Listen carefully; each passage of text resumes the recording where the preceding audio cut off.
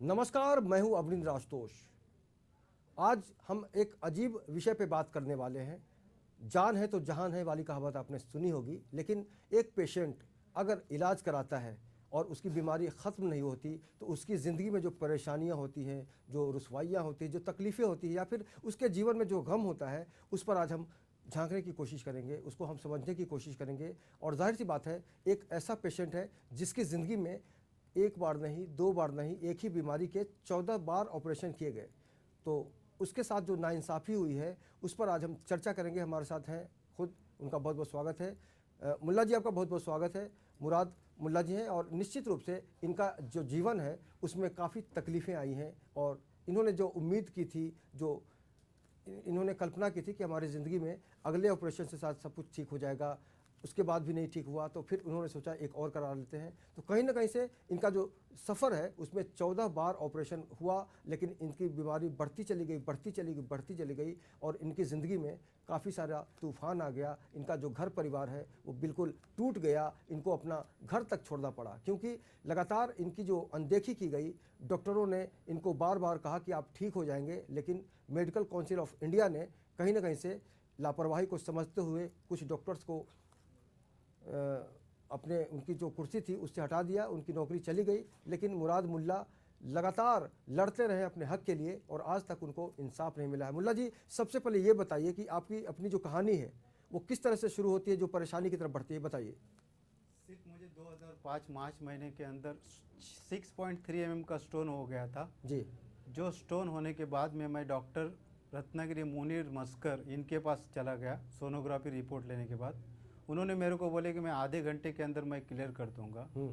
आधे घंटे के अंदर उन्होंने मेरी ज़िंदगी ऐसी बर्बाद कर दी कि मैं अभी ज़िंदगी में कभी अच्छा नहीं हो सकता हूँ। उन्होंने टोटली 3 ऑपरेशन किए। मेरे पेशाब की जगह में यूरेथ्रा के अंदर उनकी गलती की वजह से स्ट्रिक्चर बैठ गया जी। उसके बाद में मैं दूसरे यूरोलॉजिस्ट के पास चला गया। उन्होंने पूना के doctor urologist doctor Jaydeep Arun Date इनके पास भेजा। उन्होंने बोले कि मैं आपको कम्प्लीटली अच्छा करूँगा, आपके लाइफ में कभी प्रॉब्लम नहीं आएगा, ओपन प्लास्टिक सर्जरी करना पड़ेगी। उन्होंने दीनानाथ मंगेशकर, लता मंगेशकर का जो हॉस्पिटल है उधर मुझे एडमिट कर दिया। 3 दिन मैं वहाँ पे एडमिट था। उसके बाद में उधर से उन्होंने मेरे को डिस्चार्ज लेके अपने हॉस्पिटल लोकमान्य हॉस्पिटल कड़वे रोड के ऊपर पूना के अंदर है, बोले कि मैं अभी सिस्टोस्कोपी करता हूँ, उसके बाद में 8 दिन के बाद में मैं आपकी ओपन प्लास्टिक सर्जरी करूँगा।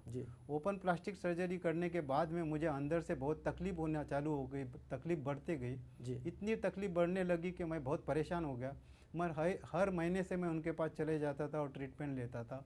1 साल के बाद में उन्होंने मेरे पेशाब की जगह में अंदर से ऑइंटमेंट डाले और लेज़र डालने के बाद में देखा तो अंदर हेयर ग्रोथ हो चुके थे। अच्छा। उन्होंने वो कटिंग किए। कटिंग करते टाइम में उनकी गलती की वजह से फिर मुझे अंदर स्ट्रक्चर बैठ गया, फिर मुझे और तकलीफ बढ़ने लग गई। तो मैंने महाराष्ट्र और कर्नाटक के यूरोलॉजिस्ट लोगों से मैंने ओपिनियन लिया कि मैं क्या करूँ इसके ऊपर। तो मैंने बॉम्बे के urologist doctor Gorang Shah, doctor आशिक रावल, उसके बाद में कोल्हापुर के डॉक्टर सरनाइक, डॉक्टर गुने, उसके बाद डॉक्टर केली हॉस्पिटल के डॉक्टर राजेंद्र नेरनी, जोगेश्वरी के डॉक्टर शाह, नायर हॉस्पिटल के डॉक्टर, उसके बाद में जे हॉस्पिटल के यूरोलॉजिस्ट, ऐसे कितने डॉक्टरों से मैंने ओपिनियन लिया। टोटल ऑपरेशन आपके 14 हुए ना? टोटली 14 हो गए। अभी आज की तारीख में किस तरह की परेशानी हो रही है आपको? आज के तारीख में मेरे पेशाब की जगह में ऐसे हेयर ग्रोथ होते हैं। मेरे बॉडी के अंदर 9 साल के अंदर लाखों रुपए की मेडिसिन गई है। आज मुझे हिंदुस्तान का कोई डॉक्टर अच्छा नहीं कर सकता है। मैंने एमएमसी में चले गया, उसके बाद में मुझे धमकियां आनी चालू हो गई। उसके बाद में एमएमसी ने मेरे को कहा कि हम आपको अच्छा करके देंगे और आपको इंसाफ देंगे, लेकिन एमएमसी से मुझे इंसाफ नहीं मिला। उसके बाद में मैंने वो एमएमसी का रिपोर्ट लेके मैं एमसीआई में चला गया, तो एमसीआई ने मेरे को इंसाफ दिया। वो एक डॉक्टर जो पहला डॉक्टर है डॉक्टर मुनीर सूफी मस्कर, इसको 3 साल का कंसल्टेंसी कैंसिल कर दिया और पुणे के डॉक्टर जयदीप दाते को 6 महीने की कंसल्टेंसी कैंसिल कर दिया। कुल मिलाकर ये समझा गया कि डॉक्टरों की लापरवाही से है ना, आपकी जो बीमारी है वो लगातार गंभीर हो गई और उनको उनकी सज़ा मिली। लेकिन वो दिन कब आएगा, सवाल ये उठता है कि प्रशासन वो दिन कब महसूस कराएगा उन मरीजों को जो लाइलाज बीमारी से त्रस्त हो गए हैं। और वजह उनकी भी होती है, क्योंकि गलती अगर होती है तो डॉक्टर की तरफ से होती है। आपने कई पॉलिटिशियन से भी संपर्क किया, उनका क्या रिएक्शन था? कितने पॉलिटिक्स लोगों से मैं मंत्रालय में हर जगह पृथ्वीराज जो सीएम जी। है, उप मुख्यमंत्री अजीत दादा पवार है, उसके बाद में फौजिया खान है, उसके ऐसे कितने लोगों से, सब लोगों से मैंने किया, लेकिन किधर से मेरे को इवन ह्यूमन राइट्स में भी गया मैं जी। लेकिन उधर से भी वो लोग ने मेरे को, कोई किसी ने ये नहीं किया। मेरे को उल्टी धमकी आने लग गई, मैं बहुत परेशान हो गया। धमकी में जो लोग धमकी देते थे आपको, किस तरह की भाषा का इस्तेमाल करते थे? कि आप आपने दी हुई कंप्लेंट वापस ले लो, नहीं तो आपको प्रॉब्लम हो जाएगा। मतलब कुल मिलाकर हम कह सकते हैं कि हॉस्पिटल या डॉक्टर की तरफ से हाँ, धमकी जो आती थी। जी बिल्कुल। और इस पूरे मसले पर और भी अधिक जानकारी के लिए जो व्यवस्थाएं हैं, उससे जुड़ी हुई जो समस्याएं हैं, जो सवाल उठते हैं, उसको और भी हम समझने की कोशिश करेंगे। हम सीधे चलते हैं हमारे संवाददाता संजय मिश्रा के पास, जो हमारे साथ जुड़े हुए हैं। संजय, एक अजीबोगरीब बीमारी, एक इंसान की ज़िंदगी तबाह हो जाती है और प्रशासन मूक दर्शक की तरह खड़ा होता है। राजनीतिज्ञ चिट्ठी लेते हैं, लेकिन सिफारिशी पत्र जो होता है उसको देने की भी वो उसकी ज़रूरत भी नहीं समझते। लेकिन आम आदमी, अगर हम मुराद मुल्ला की बात करें तो लगातार वो तबाह हो रहे हैं और उनकी ज़िंदगी की सारी खुशियां भाग गई हैं। एक पत्रकार के तौर पर आप किस तरह से देखते हैं सारी समस्या को? अवनिंद्र, आपको बताऊं कि मामला कोई साधारण नहीं है जी। कोई भी व्यक्ति ये नहीं चाहता है कि वह किसी भी रोग से ग्रसित हो। एक व्यक्ति को पथरी होती है, वह डॉक्टर के पास जाता है निजात पाने के लिए, लेकिन डॉक्टर उसका इलाज करने के बजाय उसका ऑपरेशन कर देता है। और ऑपरेशन के स्वरूप एक बार नहीं, दो बार नहीं, कुल 14 बार यदि किसी व्यक्ति का ऑपरेशन हो तो उसके ऊपर क्या गुजरेगी ये उसका दिल ही जानता है। और खास करके मुराद मुल्ला साहब जो महाराष्ट्र के रत्नागिरी जिले में रहते हैं, और उनके मूत्र नलिका का जो ऑपरेशन किया गया वह 14 बार ऑपरेशन किया गया। और सबसे बड़ी बात यह है कि जो दोषी डॉक्टर है उसके खिलाफ कार्यवाही के लिए जब मुराद मुल्ला ने आवाज उठाने की कोशिश करी तो उनकी आवाज को दबाने की कोशिश की गई है। यह आरोप लगाया है मुराद मुल्ला ने, जो बेहद ही मानवता को शर्मसार कर देने वाली बात कही जा सकती है। अवनिंद्र, डॉक्टर को रक्षक की उपमा दी गई है, लेकिन यदि वह डॉक्टर ये किसी मरीज का इलाज ना कर पाए, बल्कि उसके इलाज करने के बजाय उसकी जो मुसीबत है उसे और बढ़ा दे, और उसके बाद एक तो चोरी, ऊपर से सीना चोरी की तर्ज पर उसे धमकी दे, तो ऐसे में डॉक्टरों पर क्या लोगों का विश्वास बरकरार रह पाएगा? ये एक अहम सवाल है। और सबसे बड़ी बात यह है कि डॉक्टरों का पैनल, जिसके ऊपर परीक्षण व निरीक्षण करने वाली संस्था महाराष्ट्र मेडिकल काउंसिल, यदि मुराद मुल्ला को किसी डॉक्टर से परेशानी हुई, किसी डॉक्टर की लापरवाही से मुराद मुल्ला की मुश्किलें कम होने के बजाय बढ़ती गई, और वह इस कदर बढ़ती गई कि आज वह व्यक्ति मौत मांग रहा है। बिल्कुल। हमारे कैमरे के सामने जो चौंकाने वाला बयान मुराद मुल्ला ने दिया है, उससे तो ऐसा लगता है कि अब प्रशासन जो है वह सिर्फ और सिर्फ खाना पूर्ति के लिए अपनी जगह पर बैठा हुआ है, जबकि मुराद मुल्ला की तरह जो पीड़ितों की एक लंबी फहरिस्त है जिन्हें इंसाफ की दरकार है, वह दर दर की ठोकरें खाने को मजबूर हैं। मुराद मुल्ला की उम्र सीनियर सिटीजन के तौर पे जाने जाते हैं, और मुराद मुल्ला ने जो आप बीती हमें सुनाई, वह सुनने के बाद किसी के भी होश फाख्ता हो सकते हैं, पैरों तले जमीन खिसक सकती है, क्योंकि मामला बेहद संगीन है, डॉक्टर की लापरवाही से जुड़ा हुआ है, और कहीं ना कहीं इस मामले को दबाने की पुरजोर कोशिश की जा रही है। बहरहाल मुराद मुल्ला देर से ही सही, लेकिन वह हमारे पास पहुंचे हैं, और हमारा यह प्रयास है कि इनकी आवाज हम स्वास्थ्य मंत्री से लेके जो भी सरकारी महकमे में बैठे उच्चाधिकारी हैं, जो दोषी डॉक्टरों के खिलाफ कार्रवाई के लिए जाने जाते हैं, उन तक इनकी आवाज पहुंचे। चूंकि बीमारी किसी को भी हो सकती है, और एक पथरी का इलाज करने गया व्यक्ति आज मृत्युशैया पर लेटने जैसा उसका हाल है। अब उसे इंसाफ की दरकार नहीं रह गई अवनिंद्र, अब वह सीधे सीधे मौत की मांग कर रहा है, लेकिन कहीं ना कहीं राहत के तौर पर उसके परिवार का भविष्य किसी तरह चल सके, वह जीवित रह सके, उनकी आजीविका चल सके, इसलिए एक राहत की दरकार है। लेकिन व्यक्तिगत निजी जिंदगी में अब उनके जीने की इच्छा नहीं रह गई। हमने मुराद मुल्ला के इस पूरे केस पर जब गौर किया, जब उस व्यक्ति को पेशाब लगता है तो जितने बार उसे पेशाब लगता है उतने बार उसे सामने साक्षात यमराज खड़ा दिखाई देता है। बिल्कुल संजय, हम सीधे मुराद जी के पास चलते हैं, उनसे जानते हैं। मुराद जी, आप जब दिन में पेशाब करने जाते हैं, कितनी बार जाते हैं और क्या तकलीफ होती है, ये बताइए। मेरे पेशाब में 80% पस रहता है। अंदर जो हेयर ग्रोथ होते हैं उसके लिए मेरे पेशाब की जगह से लेके संडास की जगह तक मुझे बहुत तकलीफ होती है। मुझे ऐसा लगता है कि मुझे मौत आ जाए। ऊपर से ये 2 डॉक्टर हाई कोर्ट के अंदर रीट डाल चुके हैं और मुझे तकलीफ के ऊपर तकलीफ दे रही है। डॉक्टर मस्कर ने मेरे ऊपर झूठे केस रत्नागिरी के कोर्ट के अंदर दीवानी में और फौजदारी में दाखिल कर दिया। मेरे को हर तरफ से परेशान कर दिया कि मैं रत्नागिरी छोड़ने के ऊपर मजबूर हो गया। मैं अपनी फैमिली लेके मैं रत्नागिरी छोड़ के मैं बम्बई आ गया। मेरे खाने पीने के वांदे हो गए, मैं परेशान हो गया। मुझे अभी फिट आना चालू हो गई 1.5 साल से, क्योंकि मेरे बॉडी के अंदर 10 लाख की मेडिसिन जा चुकी है। मेरा सब कुछ बिक गया है, मैं कर्जदार हो गया। मुझे बहुत तकलीफ होती है, ऐसा लगता है कि मैं सुसाइड करूं, मैं क्या करूं, मेरे समझ में नहीं आता है। इतनी मुझे तकलीफ हो रही है। जी जी बिल्कुल बिल्कुल, आपकी तकलीफ को हम समझेंगे। फिलहाल हमारे साथ हिंदुजा अस्पताल के डॉक्टर राजेश जरिया जुड़ चुके हैं। उनसे जानते हैं कि आखिर इस तरह की जो प्रॉब्लम होती है उसका किस तरह से निदान हो सकता है, और एक आम आदमी जब 14 बार ऑपरेशन कराता है फिर भी कोशिशें जो है कामयाब नहीं होती, तो मेडिकल साइंस क्या कहता है। डॉक्टर साहब बहुत बहुत स्वागत है आपका।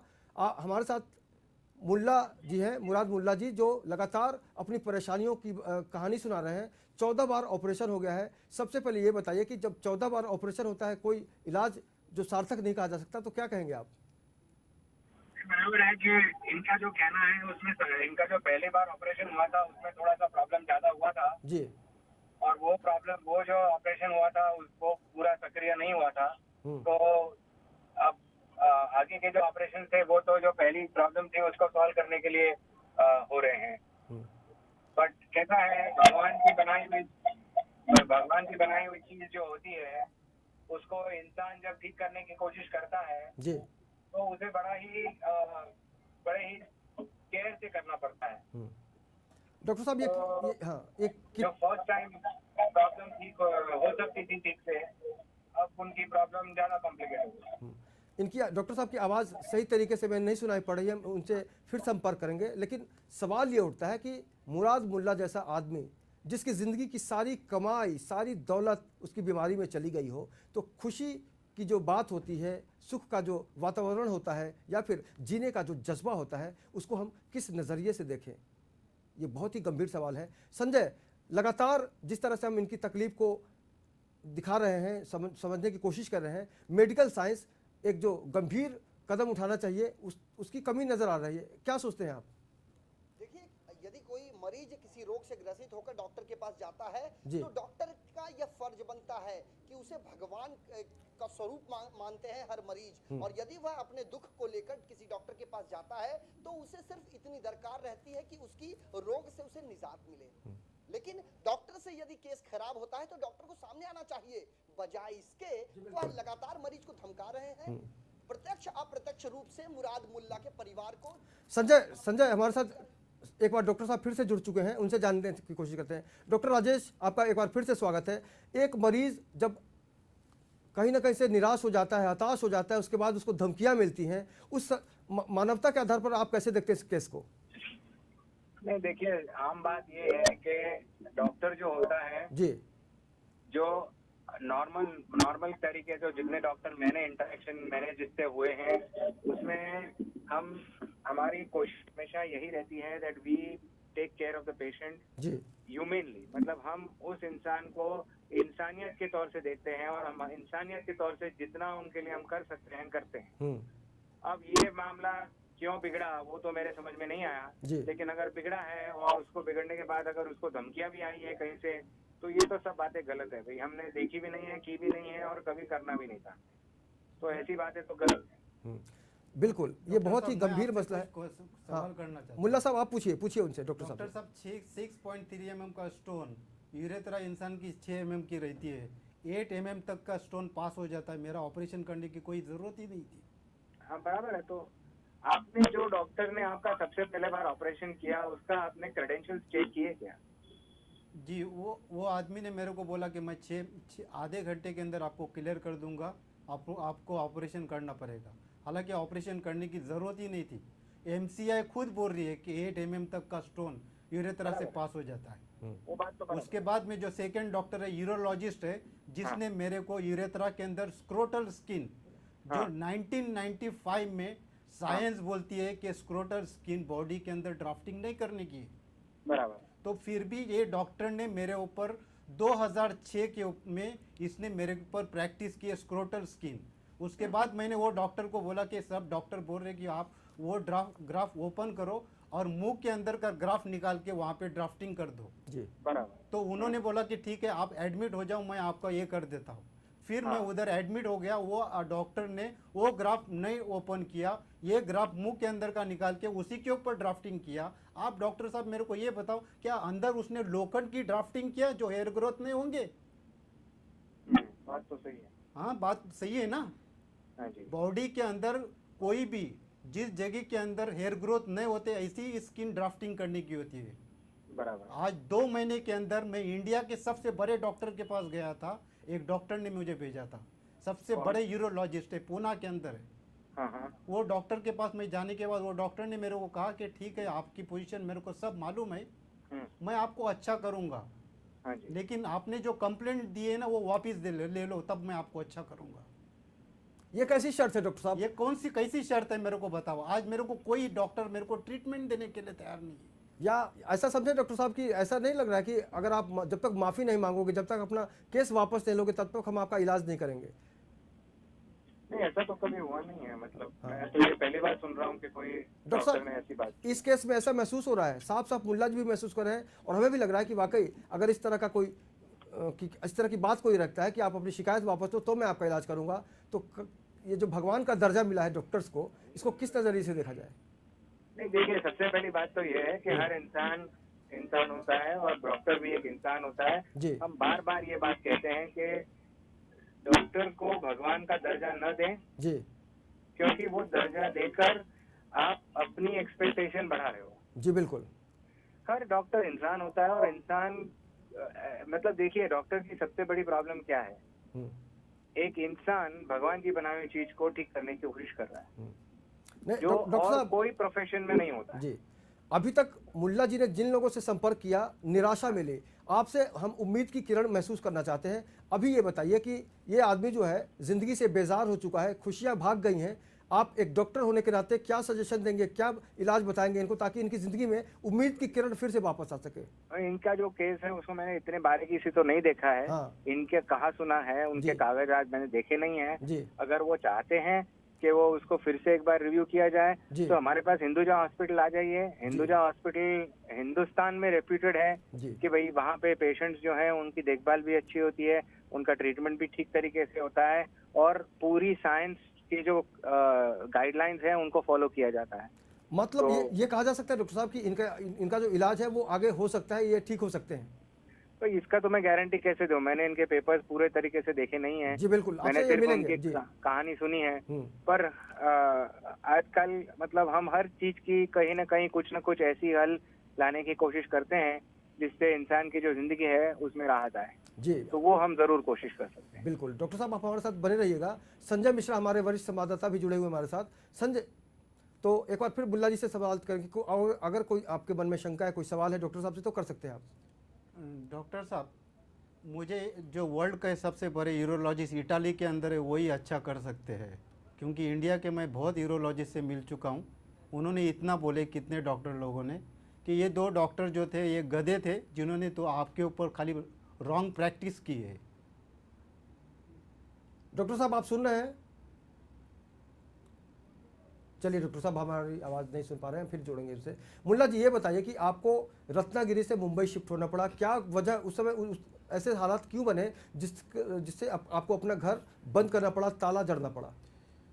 रत्नागिरी के अंदर जी ये डॉक्टर मुनीन मस्कड़ ने, मैंने एमएमसी के अंदर कंप्लेंट करने के बाद में उसके हॉस्पिटल के नर्स के नाम से एक एफिडेविट तैयार किया कि 2010 में मार्च महीने में मैंने उसको मारुति मंदिर एरिया के अंदर धमकी दिया।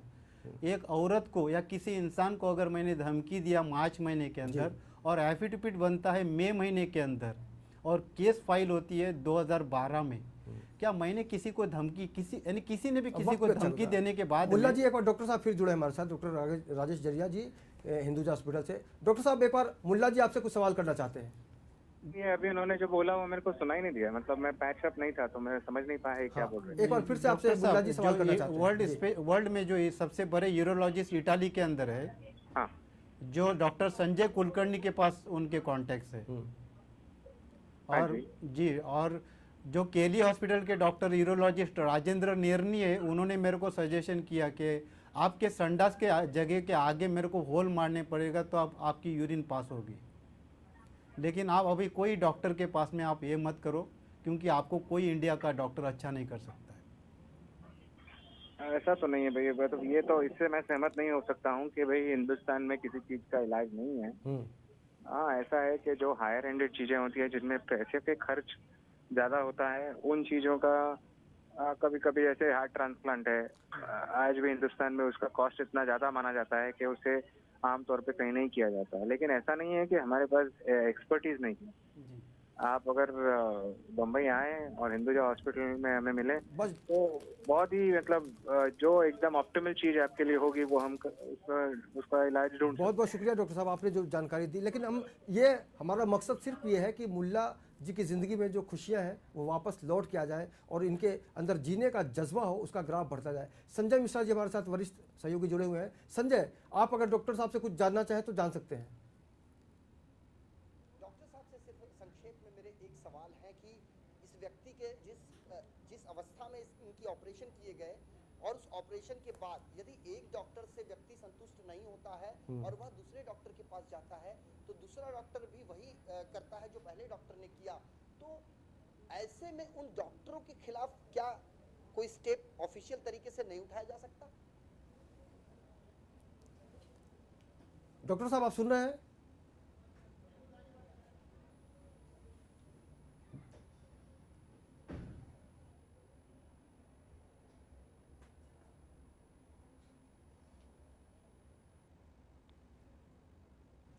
अरे भाई साहब,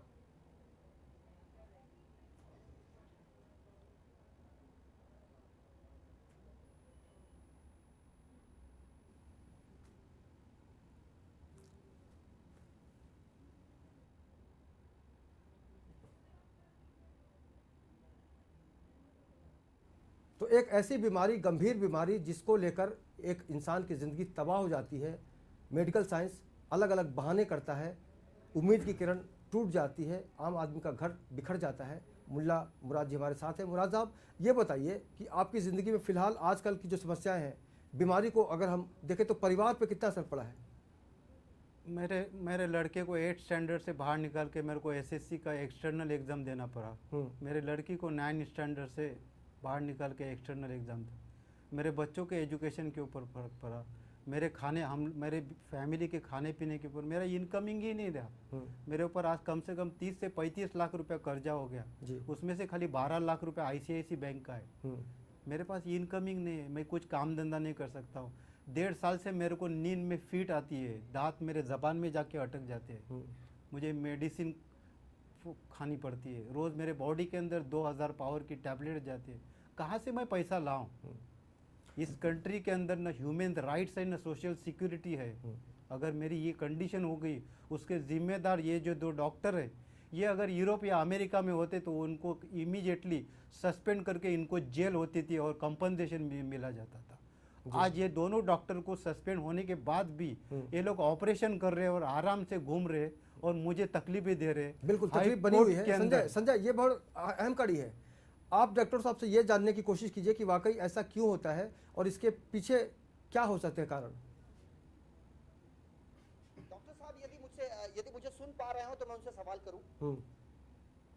डॉक्टर साहब आप सुन रहे हैं ना? हाँ, सुन रहा हूँ, बोलिए संजय। डॉक्टर साहब से सिर्फ मेरा एक ही सवाल यह है कि एक डॉक्टर यदि अपने क्लिनिक के बाहर FICS, MS तमाम डिग्रियां वहां लगाकर बोर्ड लगाता है और एक मरीज वहां पहुंचता है, मरीज को किडनी स्टोन, माफ कीजिएगा, स्टोन की शिकायत है। स्टोन की शिकायत को दूर करने के लिए आधे घंटे का समय डॉक्टर मांगते हैं, लेकिन डॉक्टर के बस की यदि यह बात नहीं है तो वह दूसरे डॉक्टर के पास उसे रिफर नहीं करते, खुद उस केस के साथ छेड़छाड़ करते हैं। ऐसे डॉक्टरों के खिलाफ क्या कोई कार्रवाई नहीं की जा सकती? डॉक्टर साहब, सवाल सीधा है कि वाकई इन डॉक्टरों के खिलाफ कोई कार्रवाई हो सकती है कि नहीं? सर फिर से दोहराएंगे? मेरा सवाल सिर्फ इतना है कि डॉक्टर यदि गलती करता है तो क्या उनके खिलाफ कोई कार्रवाई होती है? जी होती है ना। देखिए, 2 तरह की गलतियां होती है। एक तो वो गलती जिसे नेग्लिजेंस माना जाता है कि भाई डॉक्टर जानता था कि उसको इस चीज में थोड़ा ध्यान ज्यादा देना चाहिए था और उसने नहीं दिया, और उसकी नेग्लिजेंस की वजह से पेशेंट को हानि हुई। तो ये तो एक बात हुई, उसमें जरूर कार्रवाई होती है। जब जहाँ पे नेग्लिजेंस नहीं होती है और अगर कोई ट्रीटमेंट होता है जो काम नहीं किया, तो गवर्नमेंट सुप्रीम कोर्ट का भी रूलिंग है कि कोई भी ट्रीटमेंट आप देते हो उसकी वर्क करने की गारंटी डॉक्टर के पास नहीं होती।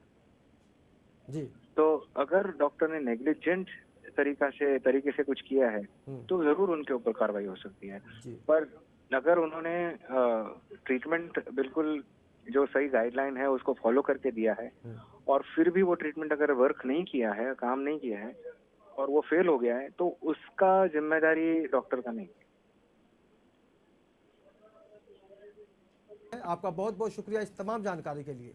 सवाल ये उठता है कि किसी की ज़िंदगी में अगर विश्वास टूटता है, भरोसा टूटता है, तो उसकी ज़िंदगी में जो खुशियाँ होती हैं वो लगातार दूर चली जाती हैं। हमारी कोशिश ये है, हमारी सोच ये है, हमारा जो जज्बा है वो यही है, हमारी जज्बा कि मुल्ला साहब की ज़िंदगी में जो खुशियाँ हैं वो वापस लौटें, और हमारा मकसद सिर्फ यही है कि आने वाले दिनों में इनका ऐसा इलाज किया जा सके जिससे इनकी ज़िंदगी में वो सारी खुशहाली जो खुशियां हैं वो लौट आए। संजय मिश्रा, आप हमसे जुड़े, आपका बहुत बहुत शुक्रिया। मुल्ला जी, आपने जो दर्द बताया उसके लिए आपका शुक्रिया, क्योंकि दर्द बयान करने के बाद ही कोई ना कोई रास्ता निकल सकता है। जाहिर सी बात है, आज की तारीख में आज जिस तरह से विकास की बातें होती हैं, इलाज की बातें होती हैं, तो कहीं ना कहीं से उम्मीद की किरण जो है उसको हम पकड़ना चाहेंगे, वहाँ पहुँचना चाहेंगे। और लेमन का ये प्रयास होगा कि आपकी जो बीमारी है, जब आप तड़प रहे हैं, मौत मांग रहे हैं, ऐसे में हम आपको ज़िंदगी का उपहार एक बार फिर से थमाने की कोशिश करें और कह सकें आपके साथ कि जान है तो जहान है। फिलहाल इस पूरे खास कार्यक्रम में इतना ही, लेकिन आप लगातार बने रहिए लेमन न्यूज़ के साथ और मुझे दीजिए इजाज़त।